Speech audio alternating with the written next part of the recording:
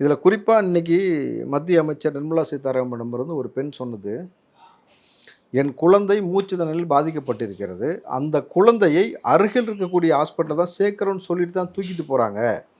ஆனால் பக்கத்தில் 1 kilometre 2 kilometre இருக்கக்கூடிய ஹாஸ்பிட்டலில் கொண்டு போய் சேர்க்காமல் எதற்கு 7 கிலோமீட்டர் 8 கிலோமீட்டர் தள்ளி இருக்கக்கூடிய ஜிஹெச்சுக்கு கூட்டு போனாங்க?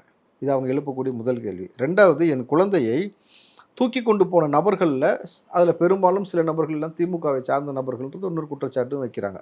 அப்போ இது திட்டமிட்டு செய்யப்பட்டதா? 3வது அந்த தாய் சொல்கிறது, ஒரு இன்ஜெக்ஷன் போட்டாங்க, அதுக்கப்புறம் பார்த்தீங்கன்னா என் குழந்தை வந்து இறந்து போச்சு. சார், அதே மாதிரி இன்னொரு சந்தேகமும் எழுப்புறாங்க. என்னன்னா, நைட்டோட நைட்டா ஏன் போஸ்ட்மார்ட்டம் பண்ணணும், அதுக்கான அவசியம் என்ன அப்படின்ற ஒரு கேள்வியும் முன்வைக்கப்படுது. 36 உடல்களை உடனுக்குடனே வந்து போஸ்ட்மார்ட்டம் ஏன் பண்ணினாங்க? ஃபர்ஸ்ட் இனிஷியலாக 36 உடல்கள் பண்ணியிருக்கிறாங்க.